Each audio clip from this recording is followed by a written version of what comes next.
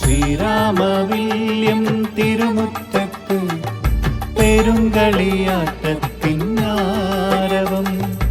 ആര്യക്കര നാട്ടിൽ പിറന്നവളാണിവൾ, ദൈവക്കരുവ ദേവകന്യക.